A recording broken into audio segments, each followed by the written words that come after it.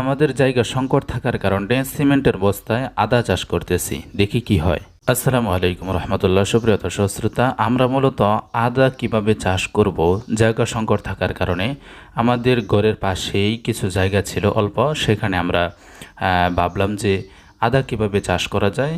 তো আমরা ভাবলাম যে কিছুদিন আগে দেখেছিলাম এক জায়গায়, ইউটিউবেও দেখেছিলাম যে বস্তার মধ্যে মাটি দিয়ে এরপরে আদা কিভাবে চাষ করা হয়। তাই আমরা কিছু মাটি সংগ্রহ করলাম, এরপর আমরা কিছু গোবর এখানে দিলাম, কিছু মাটি এরপরে অর্ধেক গোবর দিলাম, দেওয়ার পরে একসাথে এখানে মিক্স করতেছি।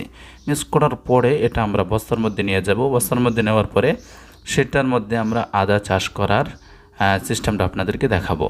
তো এখানে সবগুলা মাটি একসাথে এভাবে মিক্স করতে হবে, গোবর এবং মাটি, ঠিক আছে। খুব ভালো করে এটাকে একসাথে মিক্সিং করতে হবে, আর না হয় দেখা যাবে যে এক সাইডে মাটি পড়ে গেছে, এক সাইডে গোবর পড়ে গেছে।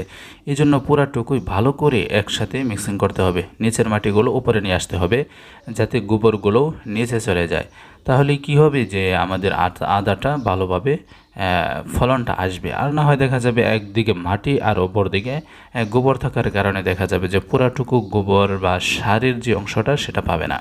তো আমরা এখন বস্তার মধ্যে এগুলা মাটিগুলো রাখার চেষ্টা করব। এখানে কিছু সিমেন্টের বস্তা নিয়েছি, একটা বস্তা অন্য বস্তা নিয়েছে। তো এগুলা সব একসাথে ভরার পরে আমরা আদা কিভাবে লাগাতে হয় সেটাও আপনাদেরকে দেখাবো। তো একটা বস্তা আমরা এখানে ভরে নিচ্ছি, দেখা যাক কতক্ষণ সময় লাগে। আপনারা আমাদের সাথে থাকবেন। আর আপনাদের কাছে আমার একটা রিকোয়েস্ট, যারা আমার চ্যানেলে নতুন আছেন, অর্থাৎ এই পেজে নতুন আছেন এবং চ্যানেলে যারা ভিডিও দেখতেছেন, পেজটা ফলো দিয়ে রাখবেন আর চ্যানেলটা সাবস্ক্রাইব করে রাখবেন আশা করি। তো এখানে আমরা বস্তা ভরে নিচ্ছি, দেখা যাক কতটুকু সময় লাগে। বস্তা ভরা হচ্ছে এখানে আমি একাই, যেহেতু আমার কাছে কেউ নেই এজন্য আমি একাই এগুলো ভরার চেষ্টা করতেছি। একটা আমি একাই ভরতেছি। তো এখানে মাটি মোটামুটি অনেক মাটি নেওয়া হয়ে গেছে।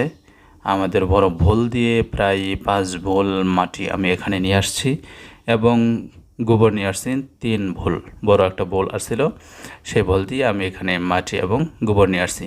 তো এগুলো এখানে ভরা প্রায় শেষের দিকে হয়ে যাচ্ছে, দেখা যাক আর কতক্ষণ সময় লাগে। যেহেতু আমি এখানে একাই কাজ করতেছি, বাড়িতে বসে থাকলে কি হবে, তো ভাবলাম যে আমি একাই এগুলো করার ট্রাই করি। তো আমি এগুলো করতেছি, দেখা যাক কেমন আদা হয়। আদা হওয়ার ভিডিও ইনশাল্লাহ পাবেন, যদি ভালো ফলন আসে সেই ভিডিও আপনাদেরকে দেখানোর চেষ্টা করবো ইনশাল্লাহ। তো এখানে গোবর এবং মাটি, আর কিছুই দিই নাই। আপনারা জিজ্ঞাসা করতে পারেন যে ভাই আরও কিছু এখানে দিয়েছেন কিনা। না, আর কিছুই আমি এখানে দিই নাই, শুধু গোবর এবং প্লাস মাটি, আর কোনো কিছুই এখানে দেওয়া হয় নাই। তো আমাদের বস্তা প্রায় ভরার শেষের দিকে। এখন আমরা এই যে দেখতে পাচ্ছেন, আমরা এখানে বস্তাগুলো একসাথে নিয়েছি, 4টে বস্তা হয়েছে। তো কিছু মাটি অতিরিক্ত ছিল, সেগুলোও অন্য বস্তার মধ্যে মিলিয়ে দেওয়ার চেষ্টা করতেছি। তো এখানে এই যে বস্তাগুলো রাখা হয়েছে, আপনারা দেখতে পাচ্ছেন আমি একবারে ঘেমে গিয়েছি, যেহেতু কাজ করা হয় না, তো অল্পতেই ঘেমে গিয়েছে। আরও কতটুকু গরম আপনারা তো জানেনই বর্তমান সময়ের মধ্যে। তো এই যে দেখতে পাচ্ছেন আদা, এই কিছু আদা, এত আদা লাগবে না, যেহেতু আমাদের 4টা বস্তা হয়েছে এখানে, এই জন্য পুরাটুকু আদা অবশ্যই লাগবে না। 4টা-5টা করে আদা আমরা প্রত্যেকটা বস্তার মধ্যে দিয়ে দেওয়ার ট্রাই করব। তো এখানে বড় বড় যে আদাগুলো ছিল সেগুলো আমি এখানে ছোট ছোট করে নেওয়ার চেষ্টা করতেছি, কারণ এত বড় করে দেওয়ার কোনো প্রয়োজন নাই। ছোট করে দিলেও সমস্যা নাই, কাটতে হবে না, আপনি হাতে ধরে ভেঙে দিয়ে দিবেন। এখন আমি এগুলা লাগিয়ে দিচ্ছি, প্রত্যেকটা বস্তার মধ্যে 4টা-5টা করে এখানে আমি লাগিয়ে দিচ্ছি, ঠিক আছে। দেখতে পাচ্ছেন আপনারা বস্তার মধ্যে যে এইভাবে লাগাই দেওয়া হয়েছে। তো আজকের ভিডিওটা এই পর্যন্তই, দেখা হচ্ছে